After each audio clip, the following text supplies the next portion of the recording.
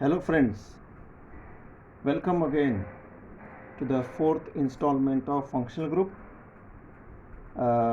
अभी तक हमने अल्केन से लेकर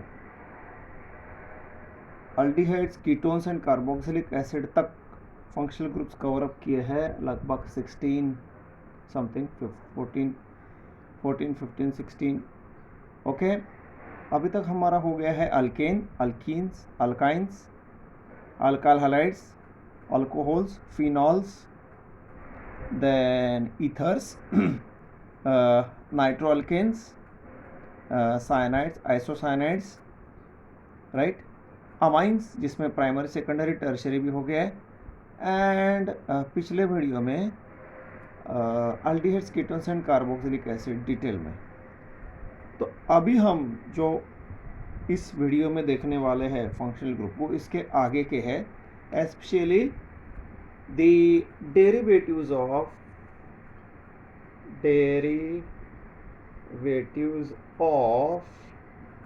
carboxylic acids, यानी ऐसे फंक्शनल ग्रुप जो कार्बोक्सिलिक एसिड से निकलते हैं, ऐसे फंक्शनल ग्रुप हम देखने वाले हैं. इसीलिए मैंने लास्ट वीडियो में कार्बोक्सिलिक एसिड के ऊपर बहुत ज़्यादा फोकस किया था, क्योंकि आपने देखा कि कार्बोक्सिलिक एसिड समझने के बाद अल्डिहाइड समझना बहुत इजी हो गया था. IC acid is replace by aldehyde word. Same बाकी सब में भी ऐसा ही है. तो अभी मैं नेक्स्ट फंक्शनल ग्रुप जो बताने जा रहा हूँ, इट्स वेरी इंटरेस्टिंग वन. थोड़ा सा चैलेंजिंग है. मैं, आपको पता है, मैं डिफ़िकल्ट वर्ड यूज़ नहीं करता, मैं चैलेंजिंग वर्ड यूज़ करता हूँ. And that functional group is nothing but asters. Right, asters. ये बहुत सर खाने वाला फंक्शनल ग्रुप है, बहुत ही सर खाने वाला फंक्शनल ग्रुप है. बट इसको अगर आप सिस्टमेटिकली समझेंगे तो बहुत इंटरेस्टिंग है, राइट? तो एस्टर समझने के लिए मैं आपको एक एसिड और उसके सॉल्ट के बारे में कैसे नाम दिया जाता है वो आपको मैं बताऊंगा, ताकि आपको समझ में आना बहुत इजी हो जाएगा. So let me tell you that let's take an acid HNO3. What is it called? It is called nitric acid. ये आपको तो पता है, पता होना चाहिए. एसिड अगर किसी बेस के साथ रिएक्ट होता है तो क्या आना चाहिए? Salt and water. जब भी एसिड बेस में रिएक्शन होता है, याद रखिए, H of acid is replace by sodium, potassium, calcium. तो एसिड का H बेस के Na के साथ रिमूव हो जाता है और H की जगह आता है Na. तो आपका सॉल्ट बनता है NaNO3 and water. That's it. अब इसका नाम क्या है? इसका नाम है sodium nitrate. It is called as sodium nitrate. समझ में आया? आगे अब मैं और एक एसिड लेता हूँ HNO3 के जैसा ही, बट वो थोड़ा सा चेंज है. It is called as HNO2. इसका नाम है नाइट्रस एसिड. जी हाँ, नाइट्रस एसिड. इसका बेस के साथ में रिएक्शन करता हूँ NaOH. यहाँ पर भी क्या होगा? H की जगह Na आएगा. इसका फॉर्मूला बनेगा NaNO2 प्लस वाटर. हमेशा सॉल्ट एंड वाटर ही बनता है. अब इस सॉल्ट का नाम क्या होगा? इस सॉल्ट का नाम होगा, थोड़ा सा change, it is called now sodium nitrite. जी हाँ, नाइट्राइट. अब देखिए, थोड़ा सा हम कोरिलेशन फाइंड आउट करते हैं. जब आपका एसिड नाइट्रिक एसिड था, यानी आईसी एसिड जिसके एंड में आ रहा था, सॉल्ट बन जाता था, सॉल्ट बन गया था नाइट्रेट. यानी इसके एंड में आता है, सोडियम तो आएगा, पोटेशियम है तो पोटेशियम आएगा, ये इंपॉर्टेंट है. इसके एंड में आता है ATE. लेकिन जैसे आपका एसिड था OUS एसिड यानी नाइट्रस एसिड, सॉल्ट के एंड में आता है ITE. Yes, this is the correlation. मतलब नाइट्रिक एसिड का सॉल्ट नाइट्रेट, नाइट्रस एसिड का salt nitrite. Again nitric acid का सॉल्ट अगर नाइट्रेट होता है तो आप बताइए सल्फ्यूरिक एसिड का सॉल्ट क्या होगा? सल्फेट। फॉस्फोरिक एसिड का क्या होगा? फॉस्फेट। फॉर्मिक एसिड का क्या होगा? फॉर्मेट। एसिटिक एसिड का क्या होगा? Acetate, and so on. That's it. समझ में आया? दूसरी तरफ अगर आपका एसिड नाइट्रस एसिड है तो सॉल्ट क्या होगा? नाइट्राइट। सल्फ्यूरस एसिड होगा H2SO3 तो सॉल्ट क्या होगा? सल्फाइट। फॉस्फरस एसिड होगा तो क्या होगा? Phosphite. Chlorous acid chlorite, iodous acid iodite. That's it, हो गया। Then what is the conclusion? अगर आपके एसिड के एंड में आईसी एसिड है तो सॉल्ट बनता है ATE, OUS एसिड है तो सॉल्ट बनता है IT। That's it, that's it. Very important conclusion. आपको एसिड के नाम मालूम पड़ गए तो सॉल्ट का नाम याद रखना आपके लिए बहुत आसान हो जाएगा। Got it? इसको ज़रा आप अच्छी तरह से देख लीजिए। जब आप वीडियो को देखते हो तो इसका स्क्रीनशॉट वगैरह लेने की कोशिश कीजिए so that it will be helpful to you। Okay, अब मैं आपको ये जो आपने देखा है इसका कंक्लूजन बता देगा, उसका भी आप स्क्रीनशॉट बाद में ले सकते हैं स्टॉप करके। What is it? Let me tell you. I hope ये समझ में आ गया होगा आपको। एस्टर समझने के लिए ये समझना ज़रूरी है, खासकर आईसी एसिड तो ATE समझना ज़रूरी है। अब मैं इसको निकाल देता हूँ। Then the conclusion is if your acid is IC acid, then the salt has to be ATE, nitric acid nitrate, sulfuric acid sulfate, chloric acid chlorate। अगर आपका एसिड OUS एसिड है then the salt is ending with IT dash, यानी ending with nitrous nitrite, sulfurous sulfite, chlorus chlorite and so on।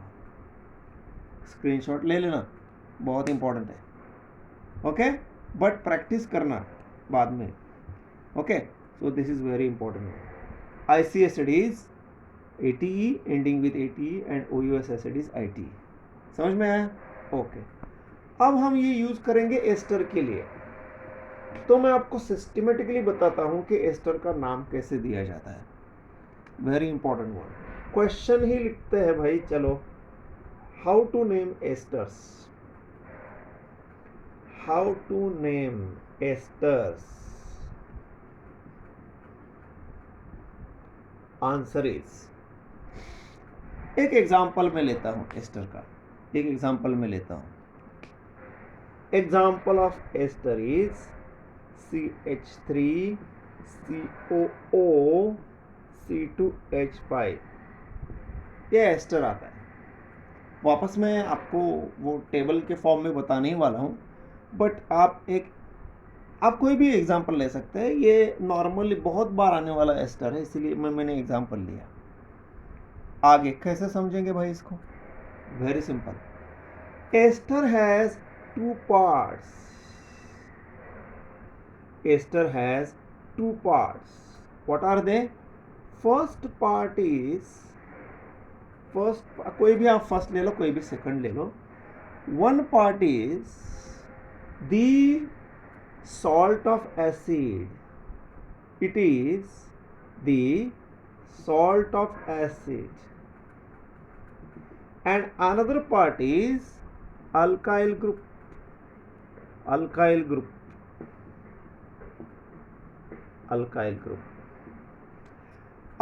तो बहुत easy है। ये क्या alkyl group है भाई? This alkyl group is nothing but ethyl. अगर CH3 होता तो मिथाइल होता, इज इट? C3H7 होता तो प्रोपाइल होता है, सो ऑन। जनरली मिथाइल और इथाइल ही होता है, ओके।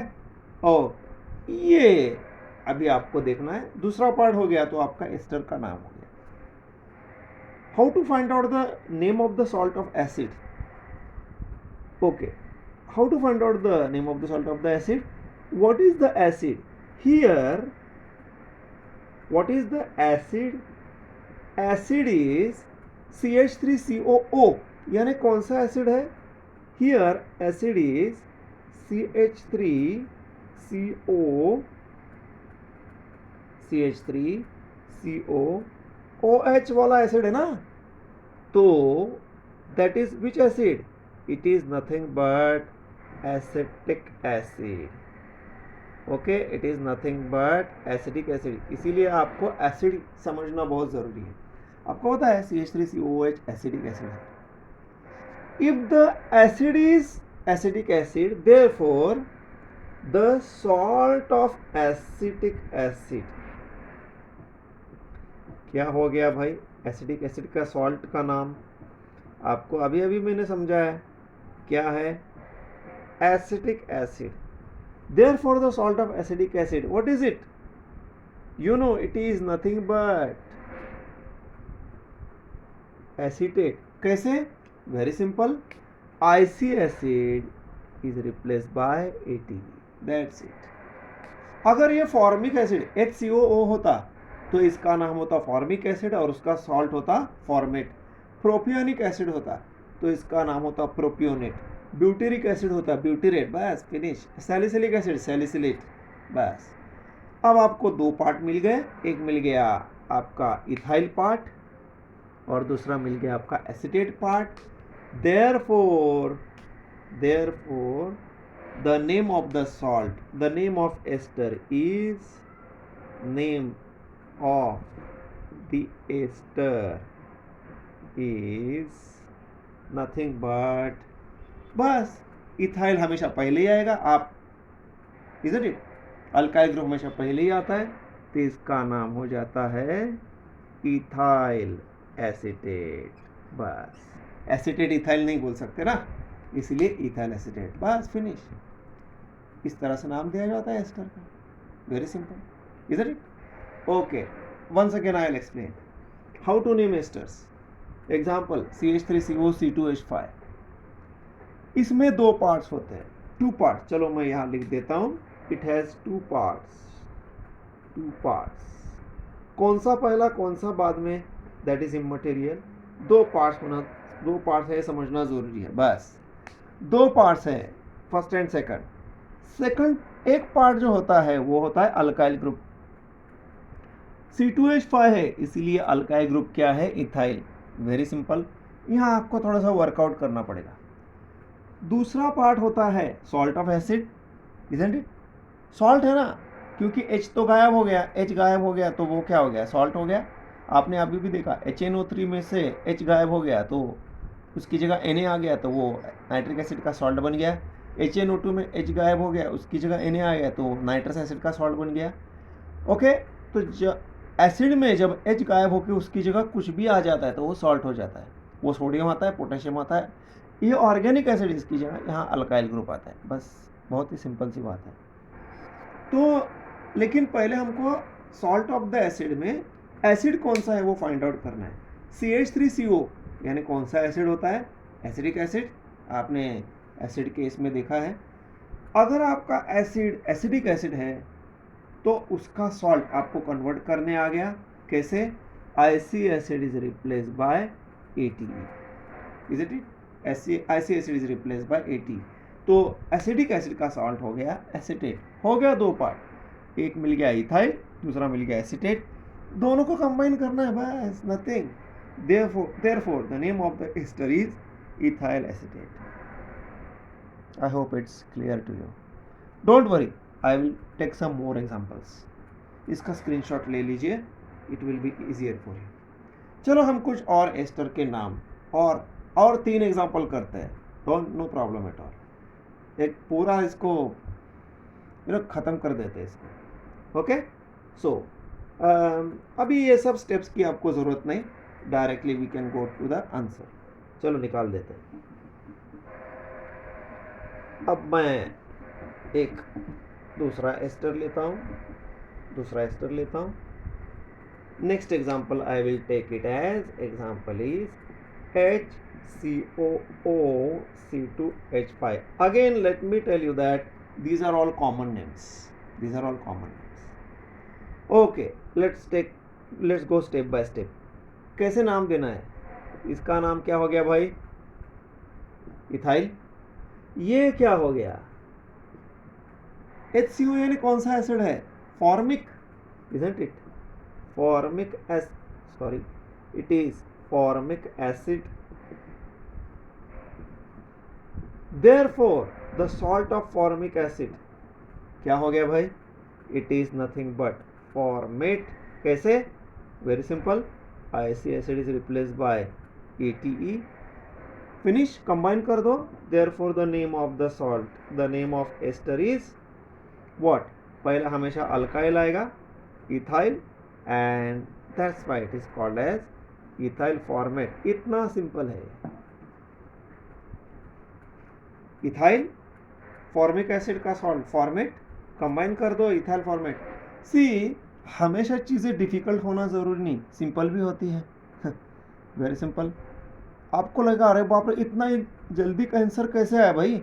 अरे जरूर आंसर आया, एक कम है, इज़न्ट इट? आंसर एक कम है. आप कहीं पर भी देख लो, इसका नाम इथाइल फॉर्मेट ही है. मैं आपको समझा रहा हूँ कि इथाइल फॉर्मेट कैसे है, वरना आप क्या करोगे? बाय हार्ट करोगे, which is very very dangerous. Don't by heart please, don't by heart please. Learn, understand it, understand it, understand it.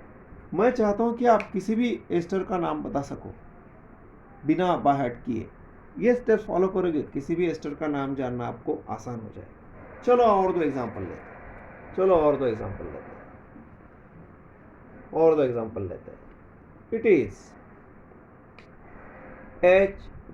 HCOO CH3. अब बताइए CH3 का क्या हो गया? It is methyl, right, it is methyl. अभी आपने देखा था, इसका क्या हो गया? अरे भाई हम डायरेक्टली लिख सकते हैं ना, format. Therefore the name is, combine them, it is nothing but methyl formate. That's right. इससे पहले इथाइल फॉर्मेट था, अब मिथाइल फॉर्मेट है. इथाइल की जगह मिथाइल आ गया. फॉर्मेट तो वही है. चलो दूसरा और एक करते हैं, CH3COOCH3. चलो करते हैं. हाँ, अभी एक और चीज़ मैं बताना रह गया, इतना प्रॉब्लम नहीं है. How to find out. आप देखो यहाँ पर क्या कंफ्यूजन है, ये भी मिथाइल ग्रुप है, ये भी मिथाइल ग्रुप है. तो आप कैसे फाइंड आउट करोगे कि कौन सा मिथाइल ग्रुप लेना है? राइट हैंड साइड का लेना है कि लेफ्ट हैंड साइड का लेना है? बहुत ही सिंपल है. What is alkyl group? If to avoid confusion, how to find out what is the alkyl group in ester? Very simple. Find out the alkyl group which is attached to oxygen. Here ये भी methyl है, no doubt, but यहाँ आपको methyl इसका पहले लिखना है. So here this is your alkyl group as it is attached to oxygen, isn't it? As it is attached to oxygen. ये मिथाइल ग्रुप क्या ऑक्सीजन को अटैच्ड है? नहीं है ना. तो ये एसिड का पार्ट है, ये अल्काइल का पार्ट है. Therefore it is nothing but methyl. Okay, it is nothing but, ये भी मिथाइल है बट इसे आप अल्काइल ग्रुप का पार्ट मत समझिए, ये एसिड का पार्ट है. अब ये कौन सा एसिड है? एकदम पहले वाले आंसर में आपने देखा है, इसका ये है एसिटिक एसिड का salt, isn't it? Acetic acid का सॉल्ट है, which is nothing but acetate, isn't it? तो आप इन दोनों को कंबाइन करो, किसे? मिथाइल को ले लो और एसिटेट को ले लो, तो इसका नाम हो जाता है, मैं यहाँ लिखता हूँ, it is nothing but methyl acetate. That's it. Okay, so methyl acetate. So we have seen 4 esters, that is ethyl acetate, ethyl formate, methyl formate and methyl acetate. चलो चारों को एक साथ लेते हैं। We will combine, will see take 4 together and one by one, तो आपको और अच्छी तरह से प्रैक्टिस हो जाएगा इसका। मैं आप सोच रहे हैं मैं एस्टर के ऊपर इतना क्यों इंसिस्ट कर रहा हूँ। अरे भाई, जब आप सॉल्व करने जाओगे तो आपको यहाँ आपको लगेगा बहुत इजी है, बट ऐसा नहीं है। ज़रूरी नहीं कि यहाँ इजी लगे और बाद में भी इजी लगे, नहीं। सॉल्व करते समय बहुत ही कन्फ्यूजन होता है, इसीलिए थोड़ा सा सभी एंगल से समझना ज़रूरी है। चलो वन बाय वन। पहला हम लेते हैं ester, that is CH3COO C2H5।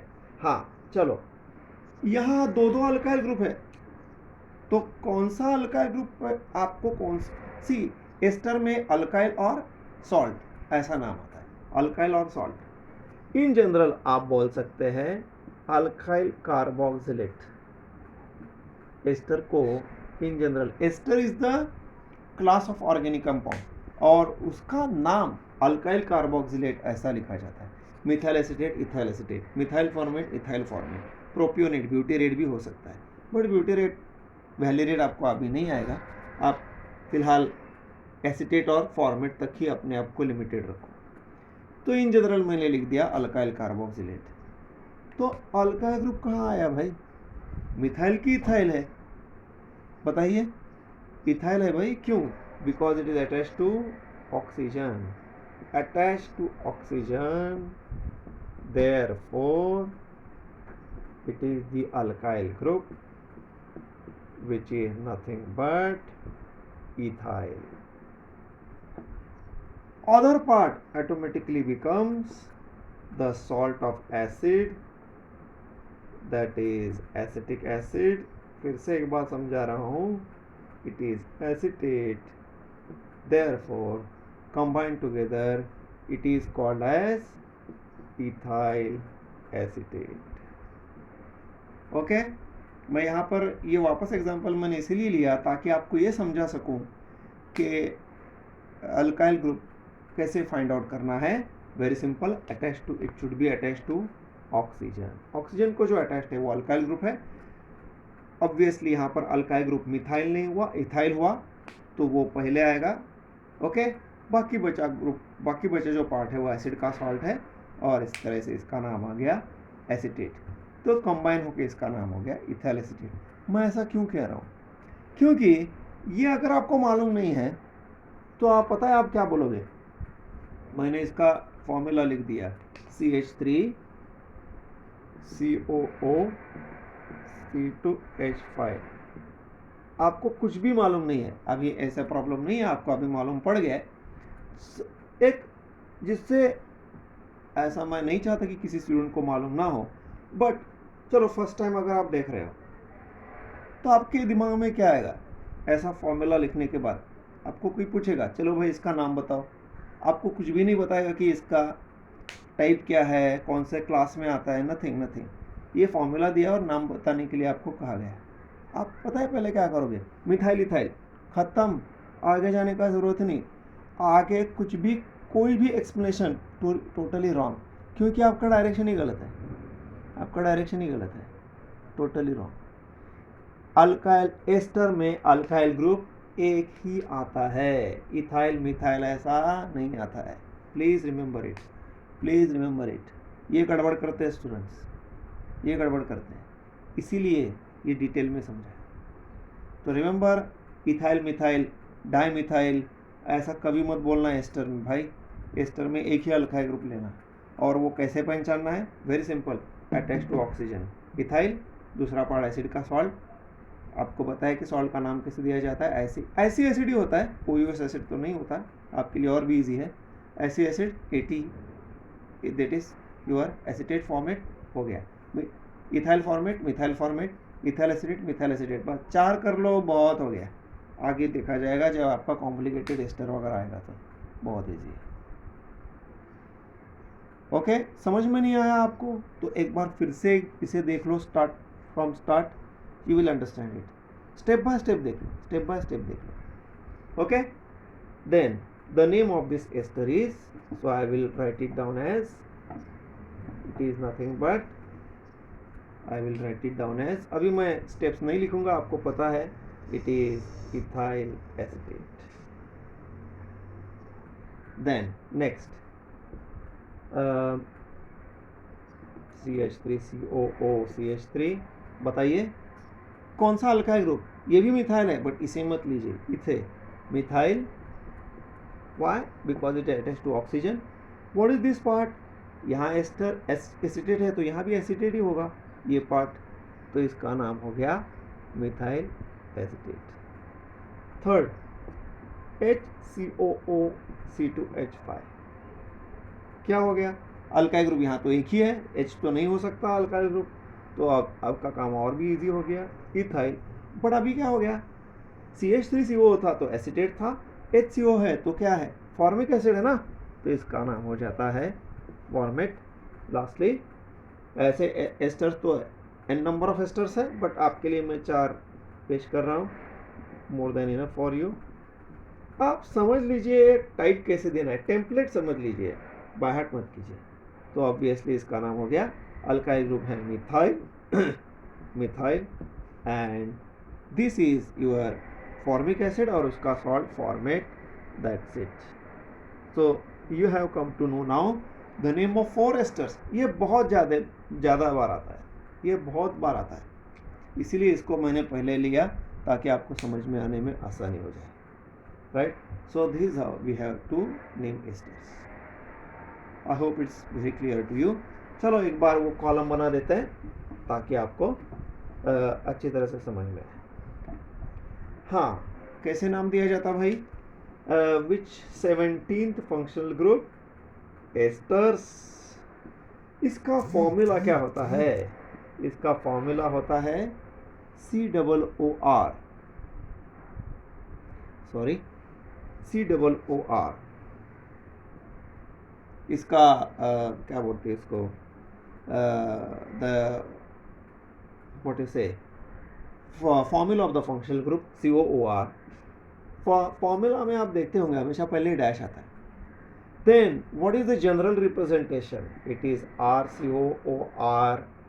R, ये R डैश कर सकते हैं, ये R हमेशा अल्काइल ग्रुप होना चाहिए, क्योंकि अगर ये H हो गया तो ये एसिड बन गया ना, RCOOH. ये R डैश H भी हो सकता है, इट कैन बी H और alkyl group, it can be H or alkyl group.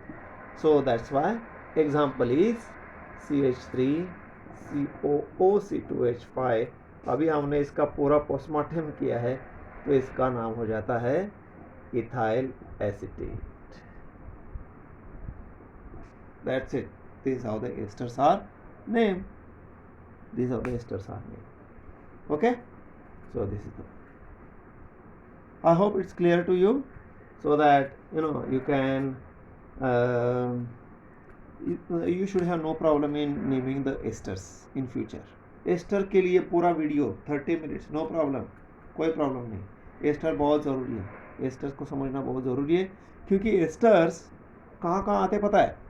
Asters are coming in alkyl halides, esters are coming in alcohols, phenol में तो कम आते हैं, ईथर्स में नहीं आते, अल्डिहाइड्स में आ सकता है, यस अल्डिहाइड्स में आ सकते हैं, कीटोन्स में आ सकता है, एसिड में तो आते ही आते हैं, एसिड में तो आते ही आते हैं, क्योंकि ये एसिड से ही बना हुआ है.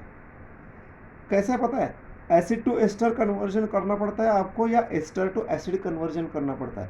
अरे भाई, लेकिन उसके लिए एस्टर को समझ, एसिड तो आपने समझ लिया है, बट एस्टर को तो समझना ज़रूरी है, तभी तो आप एस्टर से एसिड बना सकोगे या एसिड से एस्टर बना सकोगे. Isn't it? That's why I have devoted full half an hour for you to understand ester. Okay? ये एक बार समझ लिया तो आपको बायोमोलिक्यूल्स में जो एस्टर आता है, पेंटास एक कंपाउंड आता है, ग्लूकोज, व्हाट इज से